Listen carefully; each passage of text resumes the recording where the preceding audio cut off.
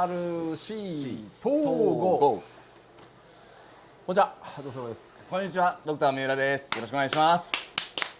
さあ、これね、強勝のフェザーディスはい。の RWD、前回の動画で、スロットルゲインが強いと止まっちゃうよっていうことを言われて、まあスロットルゲイン戻してみました。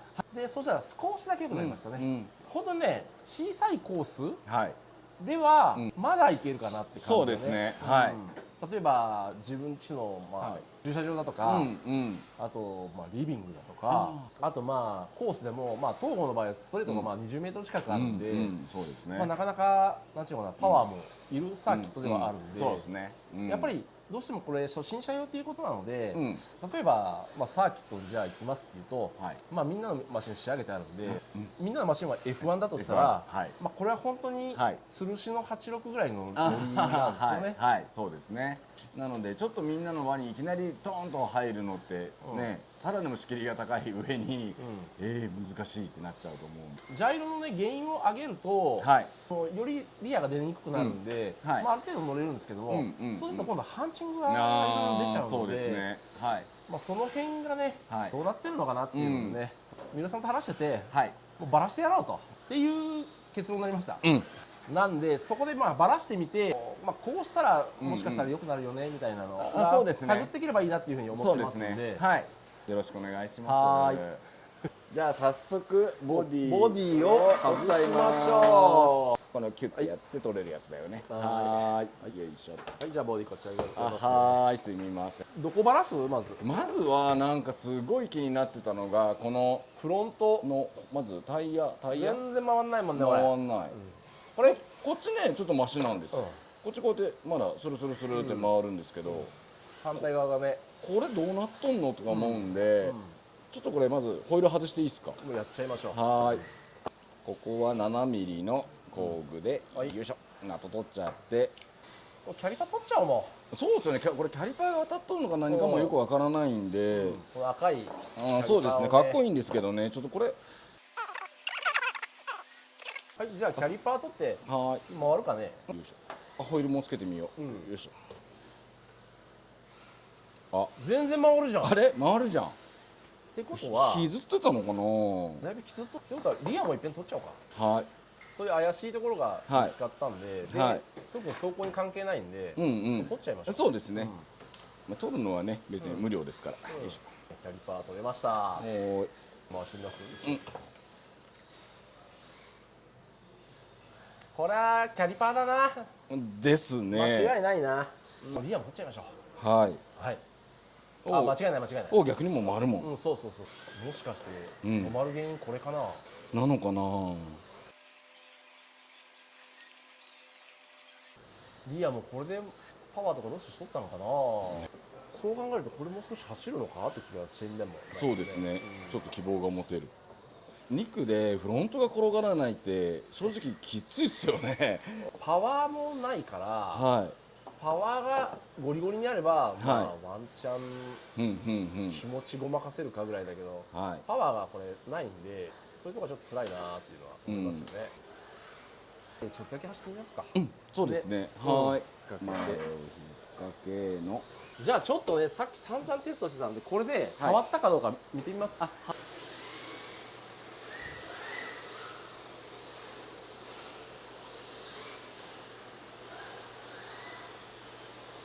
ちょっと進むようになった。本当ですか。さっきはね、どうしようこれって思ったんだけど、これはいい方に行きましたね。じゃあこれキャリパー取って正解。前はもっとくるんと回ってたのが、もうちょっと頑張るかなって感じ。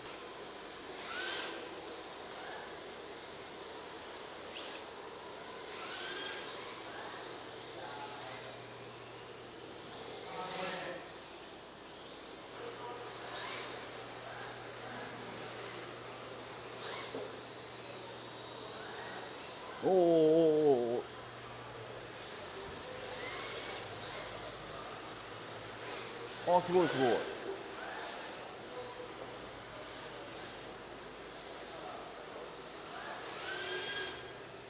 ごい。すごい。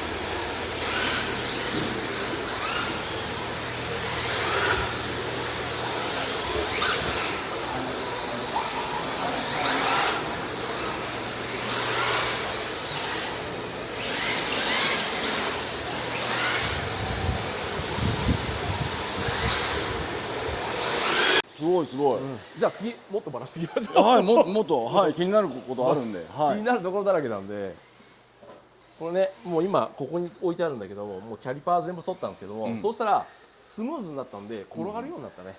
もうなんか引きずってるような感じがしてたのが、それがなくなって、例えばコーナーの例えばここ特に中ストレート14、15メーターあるとこからの、まあ、飛び込みで結構ヘアピンっぽくなってるのは結構かなり難しいところなんですけども、そこで前だともうなんていうのかな、ここ切れててここが回んないから、つるんってスピンしちゃってたのが転がるようになって、振った後でも転がしていけるようになった。なのでこれは大成功。成功ですね。早くやればよかったですね。はい、やれよかったね、本当です。このヒントはね、なんで得たかっていうと、まっちゃんがね、パンツを脱いだら動きが軽くなったって言ってたんで、じゃあキャリパーも取っちゃおうっていうふうになってね。ああ、なるほどね。結局ノーパンなんですね。ノーパンですね。はい。続きましては気になるのが、僕はね、このサーボ本のこの後から来るここが緩い、もうムニムニなのと、ここがムニムニとか、もうここのとにかくこの辺が全部柔らかい。ああ、なるほどなるほど。一番見たいここのリンクのところ、どうなってんのこれとか思うんで。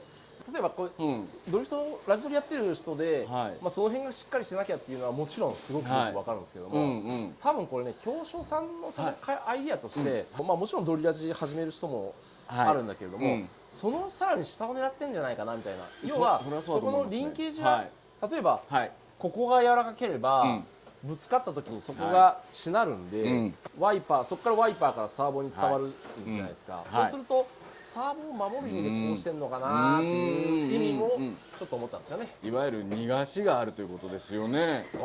いい日本語出てきましたね。いやいやいや、なんで面白くなったこれ。いやでも本当そうですよね。ドッカンガッチャン当たり前なので、でもそれでも耐えれるという面ではすごいですよね。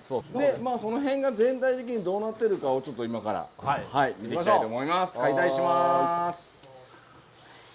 まず前と後ろ、これあれじゃないですか、ホイールベース変わるマシンなんで、まず前と後ろちょっと前だけのセクションにしちゃおうかなと思うんで。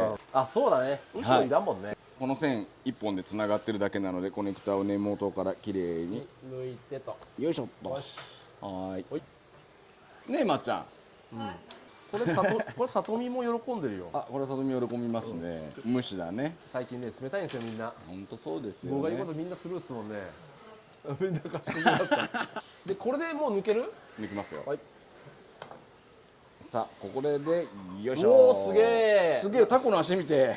これ、あ、こういう風にね。吸盤みたい。こうなってる。まあネジ穴がいっぱいついてるっていうのはね。これとこれの間がこれみたいな感じですごくね、細かく刻んでホイールベースが変えれるよってことでしょ。よく考えたらね、これは。結構ここはね、硬い。ここは硬いよ。しっかりしたサイドメンバーになってますね。なるほど。じゃあまず下から外しちゃっていいですこれ。俺はもう行きましょう。今のところネジが全部一緒。これヘックスで全部取れるように今2ミリで取ってますけど。ヘックスのこれ何ネジって言うんだ？これはさ、右ネジじゃないね。これタッピングになってます。あ、タッピング。まあ樹脂だと結構多いですよね。そうですね。タミヤさんもそうですもんね。樹脂対樹脂に対してはね、すごい噛み込みがいいんで、こういうのいいですよね。ミリピッチだとね、結構目に詰まっちゃう時もあるもんね。ああ、そうですね。はい。まあ本当初心者向けっていうのは多分こっちなのかなって気がする。これちょっとダンパーも下外そう。もうこれごと外そう。多分これ買ってね、初めての人多分バラすの怖いと思うんで、まあこんだけバラバラしてもなんとかなるよみたいな。人が作ったもんなんでね、人がバラしてまた組めるはずなんで。ステアリング周りをね、ちょっと本当によく見たいね。ここも外しちゃいたい。まさか2日目でこんなバラバラになると思ってそうですよね。まあでもラジコンやってる人だっていうのはね、見てみたいっていうのは見てみたいじゃないですか。見えないなら見たいですよね。あ、そこもネジなんだ。ここはねすごく見やすい、外しやすい。よいしょ。あ、取れた取れた。取れた、やっと見れた。やっと取れた。こうなってます。はい。こんな感じですね。はい。で、ここからさっき繋がってたのここだよね。そこが繋がってました。あ、これは上でこれ支えるの？こっち？こっちにいる？あ、いるわ。ここですね。あ、ここ？はい。ここがここ。ここ。なるほど。ここの型があるね。ここの型がある。そこ。あ、本当だ。やってる時にも左右に切るとそこが結構上下に動くなっていうのがあったので、うん、そうですね。ここのまず上下がある、ここがここがしっかり入ってなかったか今。でもまあある。軸はどう？軸どうなってんのこれ？ここまで分解しちゃいますよ。めちゃめちゃ。買った。めっちゃ硬い。ちょっと待って、これ大丈夫これ？やばい。なんかね。やめとく？いや。危険な香りがするね。がしました。今めちゃくちゃ硬かった。これロック材が塗布されとるんかな。じゃあもうこれごと外します。土台ごと取っちゃう。はい。そっち行った方が早いね。うん。結局外しちゃえ。取れた。これがねワイパーになってます。よいしょ。こんな感じでここがサーボで。不思議。これがこうなってこうのものに対してここだけで左右がくっついてるって感じか。まあ一応。確かにさっき言われた通りこの型っていうの、このなんかねじ入れちょっと気になるっちゃ気になる、ちょっとここ外していいですかね。そうですね。ここにステアリングクランクピンっていうのが出てるんですよね。へえ、本当だ、ベアリングになるんだ。ここです。ベアリング入る部分。多分そこね。今ベアリングこれ。だから太いこれ樹脂。樹脂だ。樹脂質。なるほど。これは多分やってるとそのうち減ってくるね。そうですね。なんかこれはなんか変えた方が良さそうな気がする。ですね。軸だなこりゃ。こいつだな。はい。こいつをって感じです。このベアリング指示とベアリングとアルミニアスに変えてやるとなんかこの辺はちょっとカチッとするんじゃないかなって気がしますよね。しますね。これも樹脂かな。それ何これ？いやでも触り心地樹脂なんですけど、店長触ってもらっていいです？これ樹脂だな多分。なんか樹脂っぽい。ちょっと明確に何って言えないけど、まあそんな感じか。ちょっとここでは何か調整してどうのこうのではないな。ここでできるとしたらもうこのピンに変えるぐらいだよ。そうですね。じゃあもう組んでいく？そうですね。これアッパーね。ここも結構柔らかいね。このベロみたいなところ。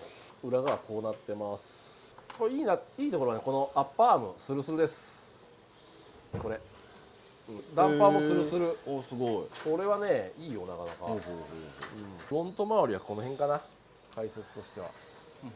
親切だな。親切ですよマニュアルは。だからさ、この樹脂の部分とかに例えばさベアリングが入れたいなとか言ったら、これ見ればこのサイズを買えばいいんだもんな。でもこうやって説明書がついてるから、メカ好きの人でほら分解ねしてみたいとかいう人にもこれおすすめじゃないですか。迷子にはならんじゃないですかねこれね。こう見た限りこのステアリングのクランクピンだな。なんとなくここでもしオプションで入れるとしたら、そうね。アルミのナックルも出てるんだけども、それよりもまずはステアリングの合成だな。そうですね。そこちょっとかっちりしたらいいな。ねえ。いやもちろんあれですよね。コースを走る上でなんであんまりかっちりすぎるさっきの話また逃げがなくなるじゃないですか。まああとはタイロットとかその辺で調整できるようにかな。これもねこんな感じで一応ハニカム構造になってますね。この辺も全部スルスルなんで、こういうとこがいいなって感じしますね。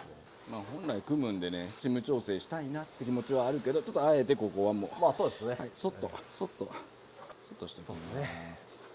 やっぱり初心者向けっていうだけあって少しガタが多めだね。そうですね。まあじゃあ組み付けます。精度上げたい人はその辺を詰めてもらうのもいいかもしれない。そうですね。このやりすぎると動き渋くなると思うんですけど、まあギリギリを狙うという人もいるでしょうね。結構スルいい感じ。じゃあ上の部分とよいしょ合体させようと。合わせ込んでってやつだね。その辺は結構サクッと合わせ込める感じ。なんか簡単でした今。そんなに迷うことなく、周りがなんかガイドになってるので、ちょっといきなり本締めせずに、ハスに締めてきますけど、こういう時になんか1本だけガーンって締めちゃうと、他のネジが合わなくなっちゃったりするんで、とりあえずこうなんかね、ゆるゆるにしておいてもらって、汁のなんかナットと一緒で、もうこうやってどんどん斜めに締めていってもらうといいかな。できた。お、よし。さすが。でダンパーのまた根元を戻してと。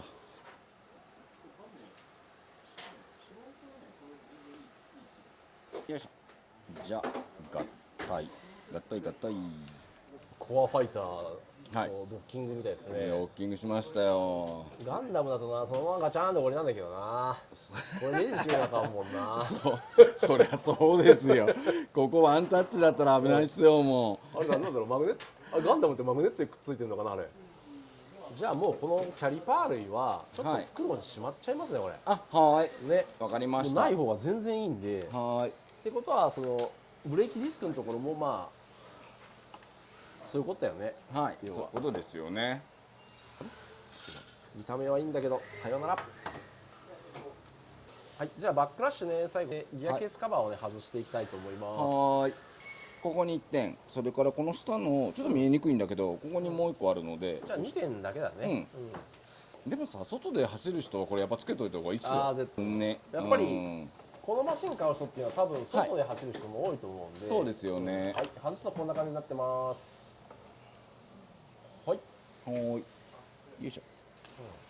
でモーター自体、モーターね変える時とかいうのは、こことここ、はいはいはい。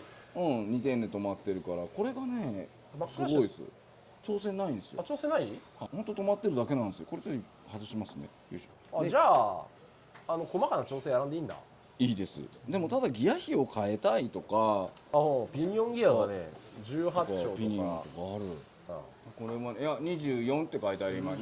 思ったんだけど、最初の24丁だとここの固定の穴で止まっとったんだよね。あ、ここで止まったっけ？これでこことここで止まってました。多分そのピニオンを変えたらこっちの長穴に変えるのかな。そうですね。ご自身でこのバックラッシュをこう調整してね。あ、そんな。これ最初さついてるこのピニオンが多分圧入なんですよ。どこにも芋がなくてフライヤーで抜けるのかなこれ。D カットになってる。ちょっと触っていいですか？いいよ。あ、抜ける。あ、抜ける。あ、圧入？圧入。ああ、ポロって取れた。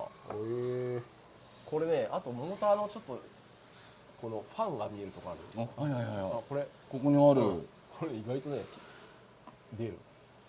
風が出る。風量がですか？風量が出る。どちらかというと放熱する方なんですね。じゃあモーター戻します。はい。サーボはチャンネル1のところに戻そう。よいしょ。ギアカバーを戻そう。すごいフィッティングがいい。これそういうとこはねいいね。すごい。こんな感じかな。はいはい、お疲れ様でした。お疲れ様です。はい。一通りフロント周りを回らしてみて、この中が知りたかったです。見てどうかって言われてもね。先ほど店長も言われた通り逃げが結構あるので、いい意味では逃げでガタとかあるので、そういう風に作られているモデルなんだなっていうことがよく分かりました。オプションパーツがこれからどんどん展開されていくと思うんですけども、これは多分変わっていくんだなっていうのが予想できる感じはありましたね。とりあえずステアリングのクランクのピンがアルミでオプション出てるってことだったんで、あれは多分おすすめだと思います。そうですね。最初はベアリングもついてるし、フロント周りとかね固めていけばもう少しカチッと走るようになるんじゃないかなっていう感じは受けましたね。そうですね。今回はフロント周りということでね、あとこちらのギアのね、ギア周りのセクションのところ見ていったんですけども、あとはちょっと次回以降になると思うんですけど、この後ろがどうなっとるかっていうのをちょっと知りたいので、また見ていきたいですよね。はい、そうですね。はい、そういうところに何かヒントがあればなというふうに思います。であと最後に皆さんからのコメントで、スロットルゲインが上げてるともう止まっちゃうよっていう言ってたんですけど、これを実際ゼロにして乗ってみたら多少はスピード乗るかなっていうので。でもやっぱりもっさりしてるなと思ってたんで、まあ今日さっき、前後のブレーキキャリパーを外したら、それが一番効きました。あれで転がりがかなり良くなったんで、そうですね、ちょっと光が見えたかなと思ってね。はい、そう、第一弾こんな感じですよね。ね、こういう見た目ボディとかもいいので、まずインテリアとかですね。そうですね。オーテクっていう方もいいんじゃないかな。そうですよね。はい。眺めてるだけでも圧力付けにはたまんないんじゃないかなと思いますし。ありがとうございました。ありがとうございます。さよなら。